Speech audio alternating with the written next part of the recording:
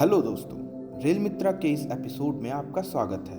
आज के इस एपिसोड में हम उन लोगों की बात करने जा रहे हैं जो भारतीय रेलवे में शुरू की गई ट्रेनों के मार्ग, ठहराव और समय सारणी का फैसला करते हैं। आइए एक साथ इसका जवाब जानें।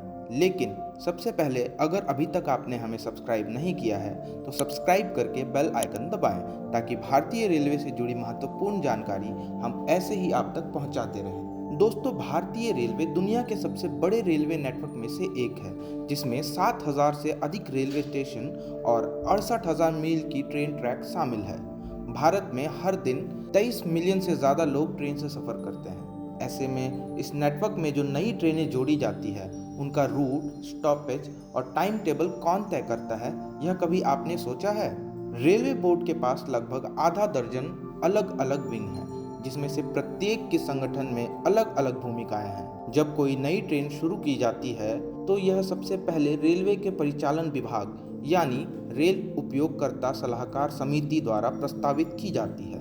यह विभाग विभिन्न मार्गों और उनकी वर्तमान यातायात स्थितियों की जांच करता है और ट्रेन के लिए सबसे उपयुक्त मार्ग का सुझाव देता है।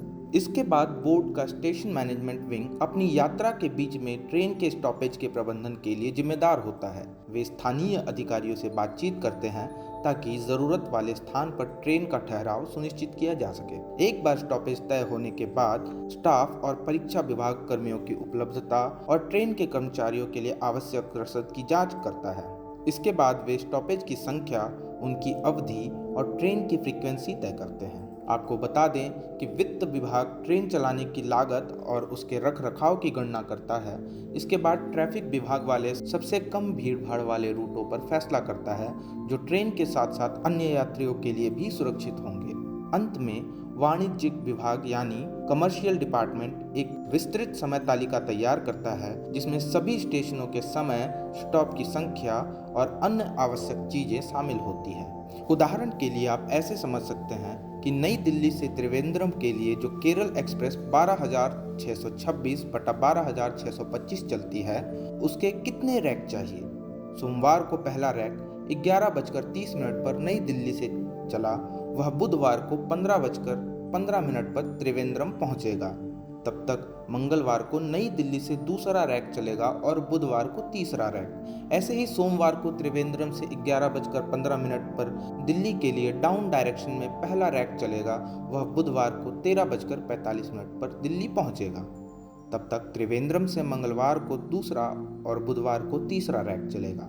बुधवार को जो रैक त्रिवेंद्रम पहुंचेगा, वह गुरुवार को 11:15 पर त्रिवेंद्रम से नई दिल्ली के लिए चलेगा। ऐसे ही बुधवार को जो रैक दिल्ली पहुंचेगा, वह गुरुवार को त्रिवेंद्रम के लिए चलेगा। इस प्रकार 3+3 = 6 रैक चाहिए। यही साइकिल चलती जाएगी। एक रैक में 24 कोच तो 6 रैक में 144 कोच चाहिए। इनमें सब तरह के कोच शामिल होंगे। कुछ कोच AC, कुछ कोच इमरजेंसी के लिए भी चाहिए। इस तरह से हर चीज़ की प्लानिंग होती है, तब नई रेलगाड़ी चल पाती है। तो दोस्तों, जवाब काफ़ी सरल है कि भारतीय रेलवे में नए ट्रेनों के रूट, स्टॉपेज और समय सारणी तय करना किसी एक विभाग या व्यक्ति का काम नहीं है, बल्कि इसके लिए रेलवे बोर्ड का प्रत्येक विंग अपनी महत्वपूर्ण भूमिका निभाता है। मुझे उम्मीद है कि रेल मित्रा के इस एपिसोड को देखकर आपको मज़ा आया होगा और ये जानकारी आपको काफ़ी पसंद आई होगी। मिलते हैं अगले वीडियो में, तब तक के लिए अलविदा।